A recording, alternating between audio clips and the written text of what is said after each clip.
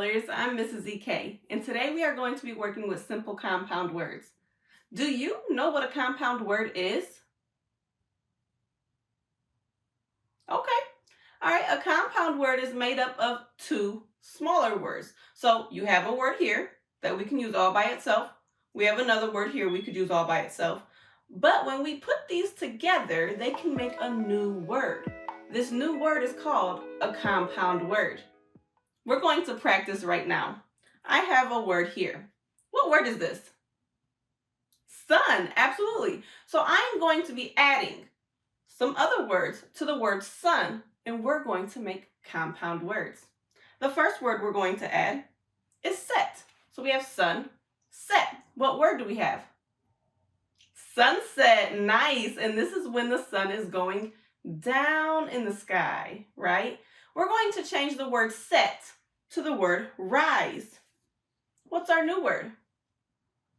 Sunrise, and that is when the sun appears to be coming up in the sky. Nice. Let's change the word rise to the word shine. What's our new word? Sunshine. I love when there is sunshine outside. Just brightens my mood. Let's change the word shine to the word rays. We now have the word sun rays. Absolutely. And sun rays are the rays of light that are coming from the sun. Let's change the word rays to the word burn. Ooh, what word is that? Sunburn. Ouch. Yeah, that means you've been in the sun too long and you might have gotten a little red, huh? Sunburn. Let's change the word burn to the word screen. What's our new word? Sunscreen. Yeah, you should probably put on some sunscreen to protect your skin from those sun rays so you don't get sunburned. See what I did there? Well, did you notice that all those compound words used one of the same word? They all had the word sun in it.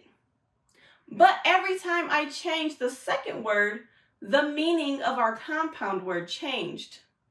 Pretty interesting, huh? All right, scholars, now that we've done a little bit with simple compound words, I have some more for us up here. We are going to practice splitting or dividing these words into parts so that they will be easier to read.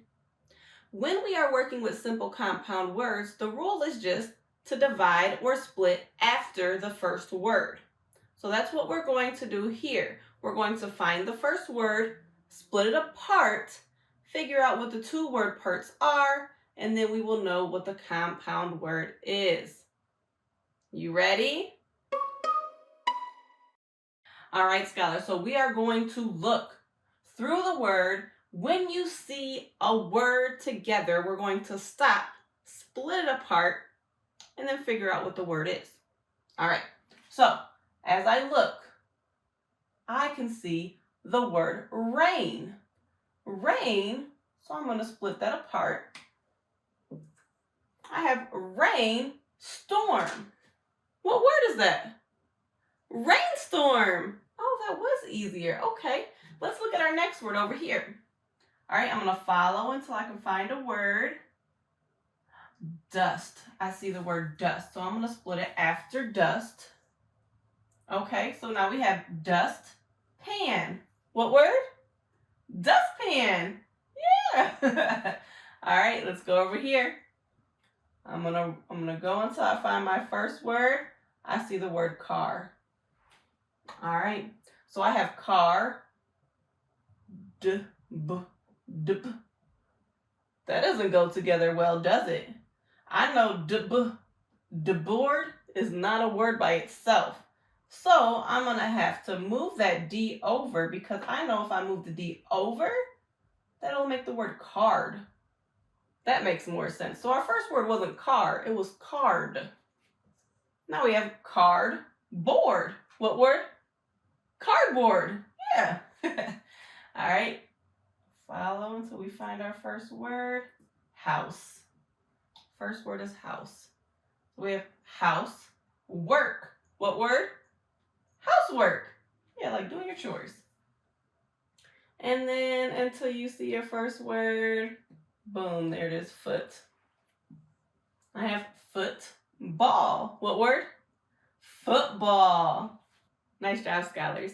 Looking for parts of a word that you know within a larger word is a reading strategy you can use when you get stuck on a word. You did a nice job finding word parts that you already know within these compound words to be able to read them.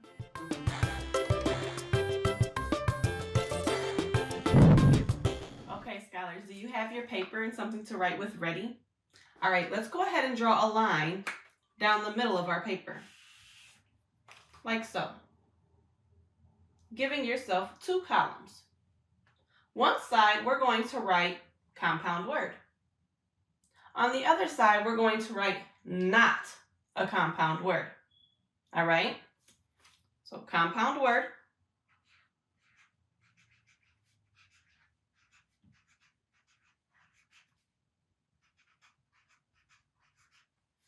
And not a compound word.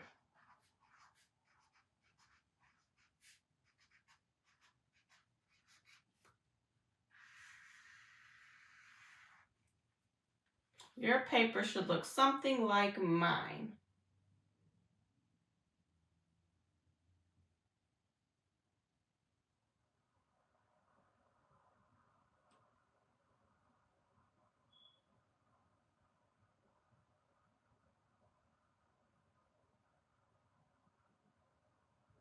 All right, remember we are working with simple compound words today. A simple compound word means that the compound word is only made up of 2 syllables. 1, 2, right? Like sunset, sunset. But we're going to sort out 2-syllable words that are and that aren't compound words, because every 2-syllable word is not a compound word. All right, scholars, I have a list of words for us to work through. These words are all 2-syllable words. Simple compound words are 2-syllable words, but they're words that each part is its own word, and then it comes together to make a compound word. We're going to be sorting these words into columns and saying whether the word is a compound word or is not a compound word. Are you ready? Let's go. All right, here's our first word.